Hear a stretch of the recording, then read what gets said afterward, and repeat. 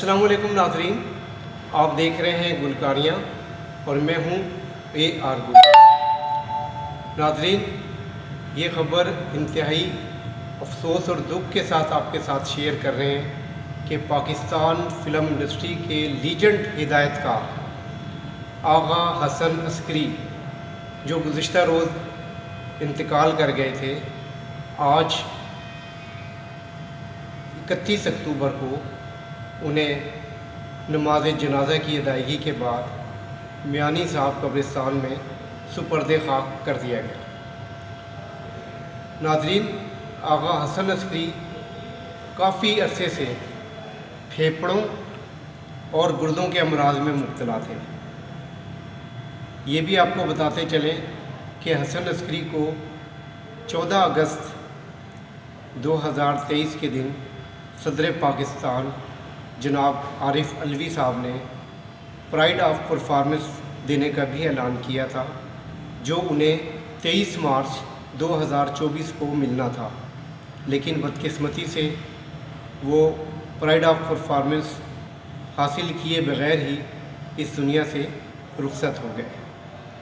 حسن عسکری، جن کا پاکستان فلم انڈسٹری میں ایک نمایاں اور بنیادی کردار ہے، انہوں نے اپنے دور میں، اپنے عروج کے دور میں 60 کے قریب پاکستانی فلموں کی ڈائریکشن دی، جن میں سے بہت ساری فلمیں سپر ہٹ ہوئی ہیں۔ حسن عسکری کے حوالے سے یہ بھی بتاتا چلوں آپ کو کہ انہوں نے بطور اسسٹنٹ اپنے کیریئر کا آغاز فلم چن مکھنا سے کیا تھا، جس کے ہدایت کار کیفی تھے، اور وہ ان کے ساتھ بطور کو ڈائریکٹر کام کرتے رہے۔ اس کے بعد بھی انہوں نے کافی لوگوں کی شاگردی کی۔ 1972 میں بننے والی فلم خون پسینہ، جو پنجابی زبان میں بنائی گئی تھی، بطور ہدایت کار ان کی پہلی فلم تھی۔ ناظرین، یہ بھی میں بتا دوں کہ فلم انڈسٹری کے عروج کے دور میں، جب فلم کا سارا کاروبار ہی پوسٹرز کے ذریعے ہوتا تھا اور پوسٹرز پہ فلم ساز گلیمر کرنے کے لیے، اس کو گلیمرائز کرنے کے لیے ہیروئنوں کی تصویریں نمایاں کرتے تھے، لیکن حسن عسکری نے اپنی پہلی ہی فلم خون پسینہ کا پوسٹر ایک منفرد انداز میں پرنٹ کروایا، جس پر کھیتوں میں لالا سدیر کو ہل چلاتے دکھایا گیا تھا۔ اتنا سادہ پوسٹر ہونے کے باوجود خون پسینہ ایک بہترین کامیاب فلم قرار پائی۔ جی ناظرین، تو بات ہو رہی تھی لیجنڈ ہدایت کار حسن عسکری مرحوم کی، جنہیں مرحوم کہتے ہوئے بھی بہت دکھ ہوتا ہے۔ حسن عسکری کی شہرت کا آغاز اس وقت ہوا جب انہوں نے معروف ادیب احمد ندیم قاسمی کے افسانہ گنڈاسا کو وحشی جٹ کے نام سے فلمایا۔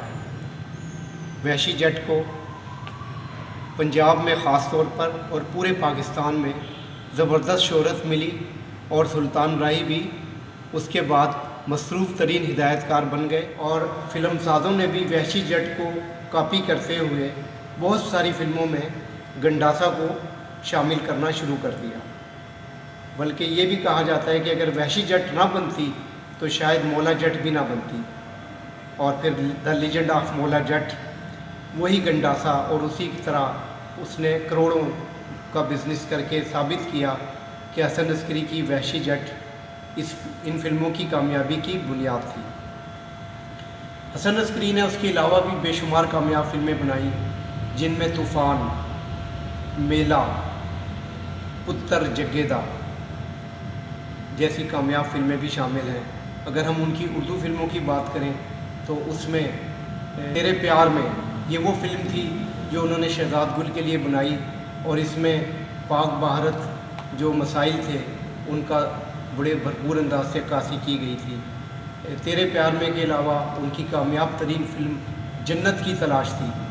جنت کی تلاش، جس میں شان ریشم مرکزی کرداروں میں تھے، اور یہ فلم بھی اپنے لحاظ سے ایک منفرد فلم تھی۔ حسن عسکری کے حوالے سے میں آپ کو یہ بھی بتاتا چلوں کہ ان دنوں بھی ان کی ایک فلم زیر تکمیل تھی، جس کا نام چاند چہرہ تھا، لیکن افسوس یہ فلم بھی مکمل نہ ہو سکی۔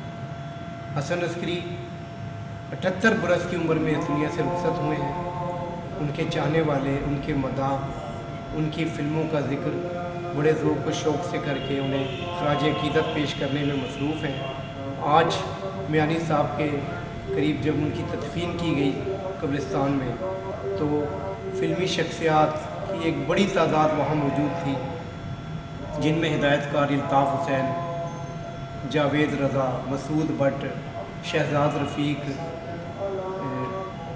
ذوالفقار علی مانا جو فلم ساز ہیں، اور زیڈ اے زلفی، اس طرح کی بہت ساری شخصیات۔ جرار رضوی تو خیر اس وقت کراچی میں ہیں، لیکن انہوں نے افسوس کا اظہار کیا ہے۔ ہدایت کار سید نور اور باقی جتنے بھی بڑے لوگ تھے، اچھی خان، اور یہ تمام لوگ آج آغا حسن عسکری کو آخری ان کا دیدار کرنے کے لیے یہاں آئے تھے۔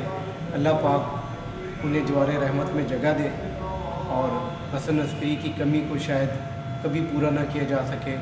تمام لوگوں کا کہنا ہے کہ حسن عسکری کا انتقال پاکستان فلم انڈسٹری کے لیے ناقابل تلافی نقصان ہے۔ اس کے ساتھ ہی اجازت چاہتا ہوں۔ اللہ نگہبان۔ چلو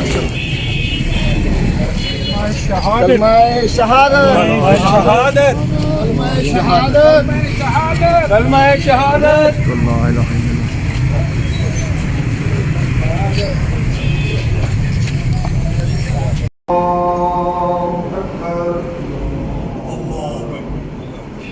لا الہ الا محمدا عبده ورسوله بالحق بشيرا